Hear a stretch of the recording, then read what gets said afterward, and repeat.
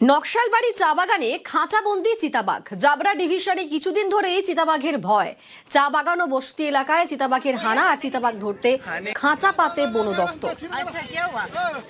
আমাদের সঙ্গে রয়েছেন বিশ্বজিৎ, আরো বিস্তারিত বলবে বিশ্বজিৎ।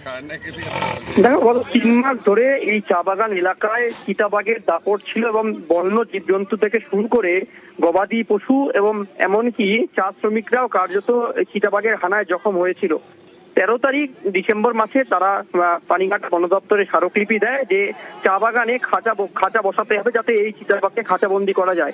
অবশেষে গত বৃহস্পতিবার খাঁচা বসায় বন দপ্তর এবং তারপরেই আজ সাত সকালেই খাঁচাবন্দি হয় চিতাবাঘ। মূলত ছাগলের টোপে পড়েই এই পূর্ণবয়স্ক চিতাবাঘটি খাঁচাবন্দি হয়।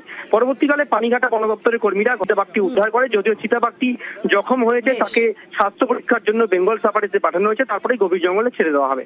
ধন্যবাদ বিশ্বজিৎ। काम करने में बहुत दिक्कत होता था।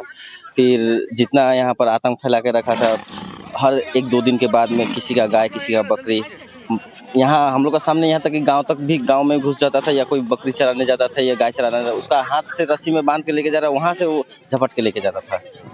अभी भी थोड़ा सा तो एक पकड़ा गया है, थोड़ा कम है, लेकिन अभी भी অনেক গরু ছাগল এখান থেকে চিতাবাঘের আক্রমণে মারা যাচ্ছিল। সেই জন্য অফিসারদের পারমিশন নেওয়ার পরে এখানে একটা খাঁচা পাতা হয়েছিল।